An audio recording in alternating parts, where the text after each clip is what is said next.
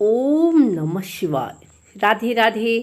आइए सुनते हैं सोमवार व्रत कथा। किसी नगर में एक धनी व्यापारी रहता था। दूर दूर तक उसका व्यापार फैला हुआ था। नगर के सभी लोग उस व्यापारी का सम्मान करते थे।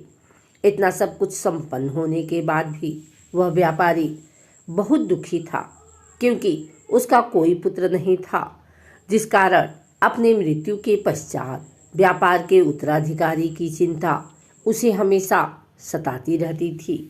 पुत्र प्राप्ति की इच्छा से व्यापारी प्रत्येक सोमवार भगवान शिव की व्रत पूजा किया करता था और शाम के समय शिव मंदिर में जाकर शिव जी के सामने घी का दीपक जलाता था। उसकी भक्ति देखकर माँ पार्वती प्रसन्न हो गई और भगवान शिव से उस व्यापारी की मनोकामना पूर्ण करने का निवेदन किया। भगवान शिव बोले, इस संसार में सबको उसके कर्म के अनुसार फल की प्राप्ति होती है। जो प्राणी जैसा कर्म करते हैं उन्हें वैसा ही फल प्राप्त होता है। शिव जी द्वारा समझाने के बावजूद भी माँ पार्वती नहीं माने। उस व्यापारी की मनोकामना पूर्ति हेतु वे शिव जी के बार बार अनुरोध करती रही। अंततः माता के आग्रह को देखकर भगवान भोलेनाथ को उस व्यापारी को पुत्र प्राप्ति का वरदान देना पड़ा। वरदान देने के पश्चात भोलेनाथ माँ पार्वती से बोले, आपके आग्रह पर मैंने पुत्र प्राप्ति का वरदान तो दे दिया, परंतु इसका यह पुत्र 16 वर्ष से अधिक समय तक जीवित नहीं रहेगा। उसी रात भगवान शिव उस व्यापारी के स्वप्न में आए और उसे पुत्र प्राप्ति का वरदान दिया और उसके पुत्र की 16वें वर्ष तक जीवित रहने की भी बात बताई।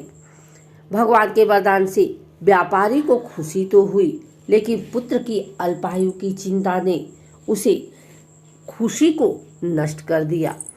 व्यापारी पहले की तरह सोमवार के दिन भगवान शिव का विधिवत व्रत करता रहा। कुछ महीनों के बाद उसके घर एक अति सुंदर बालक ने जन्म लिया और घर में खुशियां ही खुशियां भर गई। बहुत धूमधाम से पुत्र जन्म का समारोह मनाया गया, परंतु व्यापारी को पुत्र जन्म की अधिक खुशी नहीं हुई, क्योंकि उसे पुत्र की अल्पायु के रहस्य का पता था। जब पुत्र 12 वर्ष का हुआ तो व्यापारी ने उसके मामा के साथ पढ़ने के लिए वाराणसी भेज दिया। लड़का अपने मामा के साथ शिक्षा प्राप्ति हेतु चल दिया।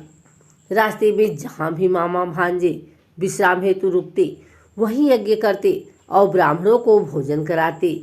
लंबी यात्रा के बाद मामा भांजे एक नगर में पहुँचे। उस नगर के राजा की कन्या का विवाह था, जिस कारण पूरे नगर को सजाया गया था। निश्चित समय पर बारात आ गई, लेकिन वर का पिता अपने बेटे की एक आंख से काने होने के कारण बहुत चिंतित था। उसे भय था कि इस बात का पता चलने पर कहीं राजा विवाह से इनकार न कर दे, इससे उसकी बदनामी भी होगी। जब वर के पिता ने व्यापारी के पुत्र को देखा तो उसके मस्तिष्क में एक विचार आया। उसने सोचा, क्यों न इस लड़के को दूल्हा बनाकर राजकुमारी से विवाह करा दूं। विवाह के बाद इसको धन देकर विदा कर दूंगा और राजकुमारी को अपने नगर ले जाऊंगा। वर के पिता ने लड़के के मामा से इस संबंध में बात की। मामा ने धन मिलने के लालच में वर के पिता की बात स्वीकार कर ली। लड़के को दूल्हे का वस्त्र पहनाकर राजकुमारी से विवाह करा दिया गया। राजा ने बहुत सारा धन देकर राजकुमारी को विदा किया। शादी के बाद लड़का जब राजकुमारी के साथ लौट रहा था तो वह सच नहीं छिपा सका और उसने राजकुमारी के ओढ़नी पर लिख दिया, राजकुमारी, तुम्हारा विवाह मेरे साथ हुआ था। मैं तो वाराणसी पढ़ने के लिए जा रहा हूँ और अब तुम्हें जिस नवयुवक की पत्नी बनना पड़ेगा वह कान्हा है। जब राजकुमारी ने अपनी ओढ़नी पर लिखा हुआ पढ़ा तो उसने काने लड़के के साथ जाने से इनकार कर दिया। राजा को जब ये सब बातें पता लगी तो उसने राजकुमारी को महल में ही रख लिया। उधर लड़का अपने मामा के साथ वाराणसी पहुंच गया और गुरुकुल में पढ़ना शुरू कर दिया। जब उसकी आयु 16 वर्ष की हुई तो उसने यज्ञ किया। यज्ञ के समाप्ति पर ब्राह्मणों को भोजन कराया और खूब अन्न वस्त्र दान किए। रात को वह अपने शयन कक्ष में सो गया। शिव के वरदान अनुसार शयनावस्था में ही उसके प्राण पखेरु उड़ गए। सूर्योदय पर मामा मृत भांजे को देखकर रोने पीटने लगा। आसपास के लोग भी एकत्र होकर दुख प्रकट करने लगे।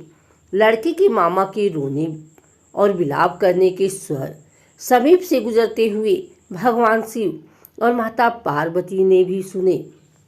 माता पार्वती ने भगवान से कहा, प्राणनाथ, मुझे इसके रोने के स्वर सहन नहीं हो रहे, आप इस व्यक्ति के कष्ट को अवश्य दूर करें।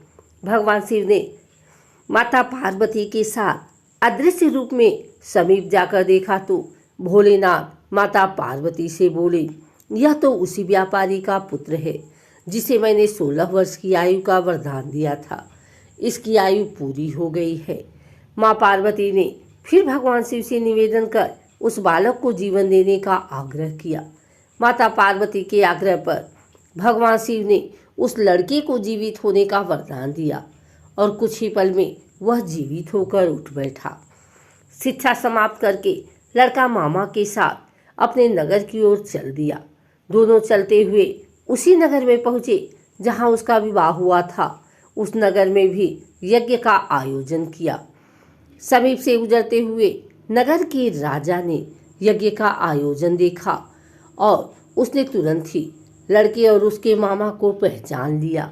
यज्ञ के समाप्त होने पर राजा मामा और लड़के को महल में ले गया और कुछ दिन उन्हें महल में रखकर बहुत सा धन, वस्त्र आदि देकर राजकुमारी के साथ विदा कर दिया। इधर भूखे प्यासे रहकर व्यापारी और उसकी पत्नी बेटे की प्रतीक्षा कर रहे थे। उन्होंने प्रतिज्ञा कर रखी थी कि यदि उन्हें अपने बेटे की मृत्यु का समाचार मिला तो दोनों अपने प्राण त्याग देंगे। परंतु जैसे ही उसने बेटे के जीवित वापस लौटने का समाचार सुना तो वह बहुत प्रसन्न हुआ।